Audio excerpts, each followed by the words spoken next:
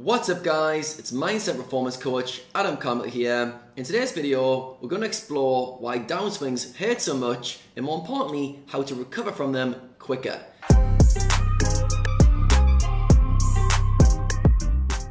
Now if you're a poker player watching this, no doubt you've been on your fair share of downswings. Having been a coach for the past 3 or 4 years, I've had more conversations around downswings and bad results than probably any other topic. Alright? And the reason is, as a poker player, we experience on a daily, weekly basis a lot of downswings, a lot of bad results, a lot of things not going our way, just by variance alone, but also by maybe errors we make in our game to compound that. Now today, I want you guys to walk away with it from this video with 4 things you can do in order to help yourself next time you're experiencing a downswing. Alright? I'm going to talk about 4 ingredients that make up a downswing, the pain of a downswing, and how we can use these tools in order to experience less of a downswing in terms of like the pain of it, but also to come out of downswings in a healthier way. Alright? Now, I saw Phil Galfond did a recent video talking about how he deals with downswings, which I thought was really interesting. You guys can check that out on his channel. And it got me to explore what are the mechanisms behind the pain involved in downswing. Alright? It's very easy just to go, well, of course, Adam, I lose money, it hurts. That's why downswing is painful. But on the flip side, some players can go on massive downswings financially or even stakes and be unaffected and push through. So some people are resilient in the face of bad results and some people aren't. And it's all to do with these 4 ingredients that you guys are going to learn today. Alright, so 2 of these ingredients, we want them as high as possible. We want them very high. And 2 of these ingredients, we want them very low. If you get the wrong cocktail, if these ingredients come together, you will see why your downswing hurts so much. Alright, so I'm going to walk through a framework for you guys. For myself, my biggest downswing I had was in 2015, and I was shooting the $1,000 heads of sit and go level. I've been playing mainly 300s with some 500s, and I started playing the $1,000 games, and I got into a lot of reg battles, and I spent pretty much 8 months just playing regs, and very few fish. Occasionally I could sneak a fish.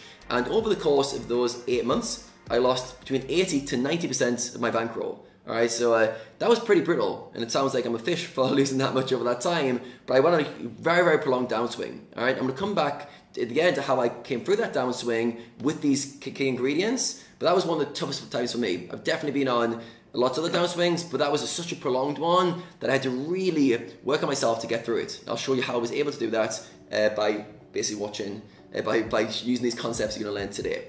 Alright, so in terms of a downswing, why does a downswing hurt? Why is downswing hurt? Alright, the first ingredient that will cause a downswing to hurt is your expectations. Alright, your expectations going in. If we have high expectations going in, then we're basically setting ourselves up for a drop, for a fail. Alright, the way I look at it, expectations minus reality equals the pain you experience. Alright, so imagine you go into a session and you expect to make 5 grand and you lose 5 grand. You've now got a 10,000 difference between what you expected and what you got.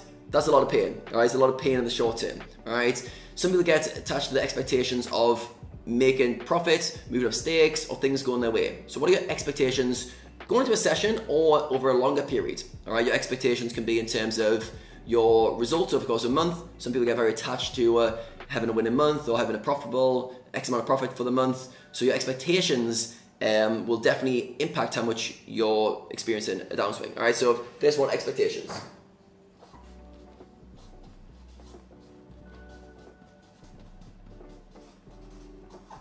Now, to envision this, imagine you're going to go to a restaurant, alright, and your friend, one of your good friends, has just been to that restaurant last week, and he says, this is going to be the best meal of your life. It's so good. This restaurant is unbelievable. You'd have the best meal of your life.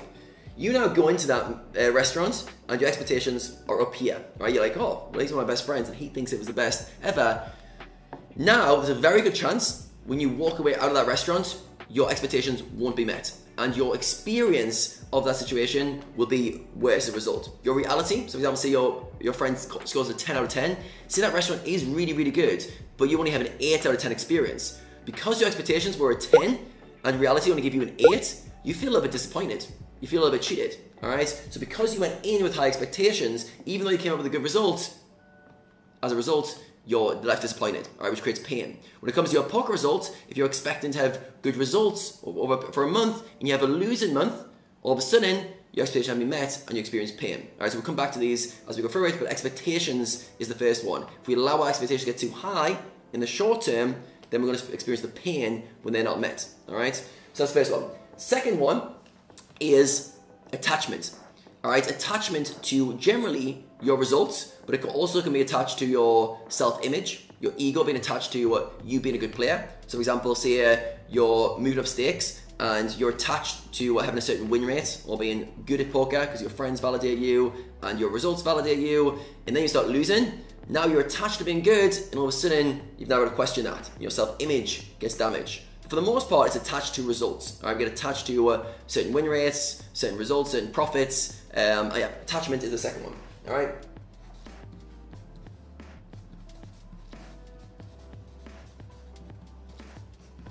Now imagine you are attached to your results and you go on a prolonged losing streak.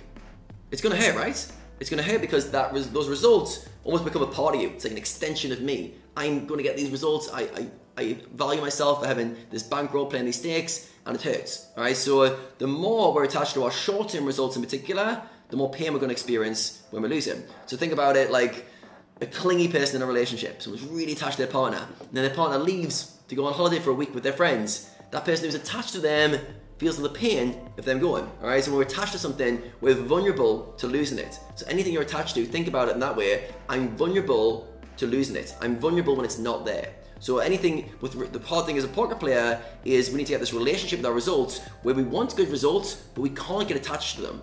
Why can't we get attached to our results as a poker player?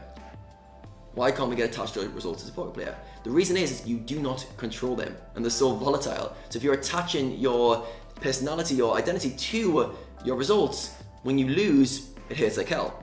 All right, again, so we're gonna come back to these, but attachment is the second ingredient. Now, both of these bottom two, if they are high, you experience pain.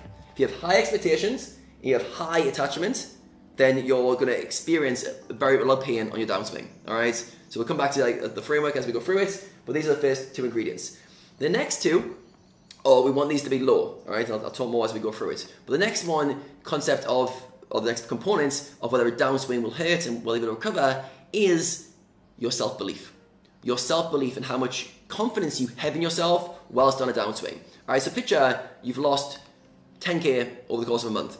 All right, now picture you are very confident that you're going to swing it around and that next month's going to be a great month and you've got what it takes and it's just a bit of variance. How much does that downswing hurt? Not much, right? Because you've kept confidence that you can move forward. On the flip side, say that downswing then leads your mind to start spiraling and start going, lost 10K this month. If I lose 10K next month, that's not good. Shit, what if I can't beat the games anymore? When's this downswing going to end? Now you've got self-doubt. All right, how do you feel about your downswing then? Very different, isn't it? It's like a fork in the road moment. Exactly the same situation, but because one has kept high self-belief and one has low self-belief, it changes how the downswing feels. All right, so next one is self-belief.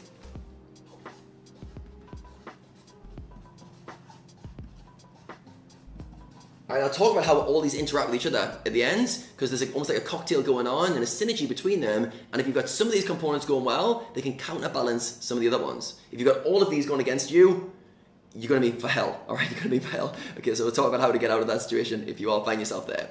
All right, the final ingredient, all right, the final ingredient to how much a downswing will hurt and how quickly you'll be able to get out of it is patience. How much patience do you have?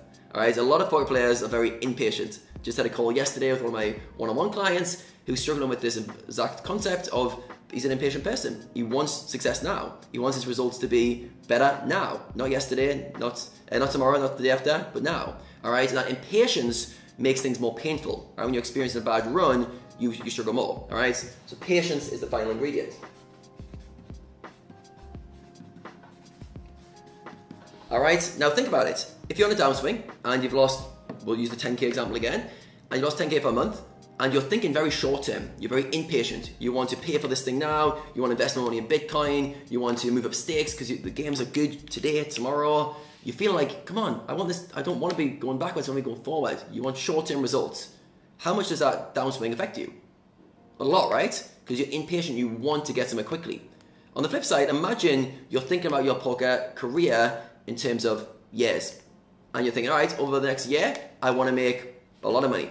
I'm improve my skill level, I want to set myself up financially for the next year or two.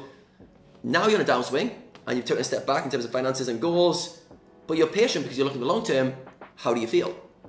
More comfortable, right? Because you're not trying to force things, all right? So if these are high, you want high self-belief, you want high patience, you want low expectations, ideally, and low attachment, all right? So let's just remind here, so we want these two high, we want this high, we want this high, we want expectations low, and we want attachment low. All right, that's the ideal combination. All right, if you're the inverse of them, it's bad. Okay, so for myself, when I had my downswing, okay, so 2015, when I lost 80% of my role, I was moving up stakes to the highest level. All right, so my expectations were super high.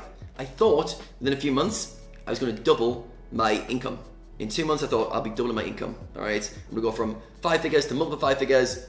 Yes, I started picturing retirement. I started picturing how much I was going to be able to save, invest, and all the fun things I've been able to do in my life. Super excited. Expectations got carried away. All right. Then when I got a downswing, I was going to get hit in the face. Next thing I had was attachment. All right. I was playing heads up sitting goals, which are a bit more of a competitive nature in terms of a bit more ego involved, because you're literally trying to beat this one person. Either you take his money or he takes your money. It's a bit more of a visceral thing. It was like a fighting scenario. So my attachment to my identity of trying to beat people was high, but also I was playing higher stakes. So my bankroll started getting beaten, and I was like, whoa, I'm attached to my results. I'm struggling to experience this amount of variance, but also my self-worth is now getting damaged. Now I'm like, God, I thought I was good at this game, and now I'm losing to these guys. This sucks, all right? So to begin with, I had high expectations and high attachment, both bad. So my downswing, I've got two of the ingredients that I'm going to make this downswing very, very painful. Now, that did make it painful, high expectations and high attachment. However, I was able to come out of that downswing, I was able to push through that downswing and actually come out the other side of it because I had the other two ingredients working for me. All right, so the next ingredient was self-belief. All right, if I had lower self-belief in this moment, I would have quit. All right, so I was trying to get into the higher levels, and I annoyed a few people, and I basically ended up battling a lot of regulars. And if I had low self-belief, I'd have quit. I'd have quit way before the 8-month part when I actually got in. But I had high self-belief, meaning I felt that I could get better. All right, if my opponents were better than me at that moment, I backed myself to be able to learn, improve, and get better. All right, so I kept a high self-belief that I could figure it out. Self-doubt was definitely creeping in at certain times, but I continued to reinforce, if I'm not good enough now, I can get better. And I was constantly studying, constantly learning, and constantly applying myself. So my high self-belief allowed me to keep going, all right? And the next thing I had was patience. I had patience, all right? I knew I did want to get into that level quickly and make money in the short term, but I accepted that it was going to take longer than I thought. If myself, when I first tried to get into the high levels, I thought it was going to be 2 months, and then I started to change my narrative. Okay, this could take a year. Are you happy with that? As long as over the next few years you can set yourself up financially, is it worth it? All right, so I started to think about a long-term perspective of, is this investment worth it? If I can achieve this outcome, will it set me up over the next few years? So I had patience as well. All right, so patience and self-belief in that moment for myself back in 2015 allowed me to keep going in the face of adversity. All right, it was painful because I had high expectations, and it was painful because I had high attachment. Now for you guys, if you're trying to make progress, I did a presentation recently on this topic as well, and some players were telling me about their stories, and a lot of players were struggling with high expectations and high attachments. Right, so I think those are two of the most common variables where, especially when you're moving up stakes, you are expecting things to go well, or you're trying to progress, and you are attached to your results, all right? So we've got to spend a bit of time on trying to lower expectations going in, and get our expectations more realistic. And we do need to remove attachment from results, especially short-term results. We need to attach our attention to something else. And then we need to develop our self-confidence. So when things aren't going well, how do I keep my confidence high? And we need to cultivate patience. We need to cultivate a long-term way of thinking about things, a long-term vision of the future. Now, expectations and attachment, those skills are worked on through self-awareness. All right, you've got to become aware of what your expectations are coming in and why you're feeling so attached to your results. What is it about your results that gets you attached? There's a whole skill set of developing self-awareness that you need to work on to do that. And then self-belief and patience get developed through perspective, through working on your perspective. Through self-belief, you need to build that a bit by your actions, by actually taking action and showing up and studying and working harder when things aren't going your way. In patience, definitely patience, you've got to learn to see things from a different angle. You've got to learn to see the long-term vision. Why am I trying to do this? Where am I trying to get to over a longer sample size, right? And a zoomed out vision, right? And training your ability to have perspective, all right? So hopefully this highlights to you guys where you're going wrong or how you're experiencing downswings. So have a think about it for yourself. which of these are your strengths and which are your weaknesses? All right, so let me know in the comments below. Do you struggle with expectations, attachment, self-belief, or patience? What's your cocktail? All right, remember, we want low expectations and low attachments, ideally. We want high self-belief and high patience. If these two are high, like they were for me, expectations and attachments, we need to balance that by doubling down on self-belief and doubling down on patience. It's going to be painful going through that, but you can get out the other side of it by optimizing those two variables, right? And train the skill set of perspective and train the skill set of self-awareness. Now, if you enjoyed this video, make sure you smash the like button before you go. And if you're somebody who wants to learn how to level up your skills and want to perform an elite level at poker, and you want to know how to train your mind and body to get to a high level, you will be very interested in the poker athlete concept, which I've just developed, and I'm training players how to level up these skills over the course of an intense training program. If you guys are interested in learning more about that, click on the link in the description and you'll find out the details of when spots become available to work with me on those concepts. Alright guys, that's all for today's video, and there's plenty more coming from me very soon.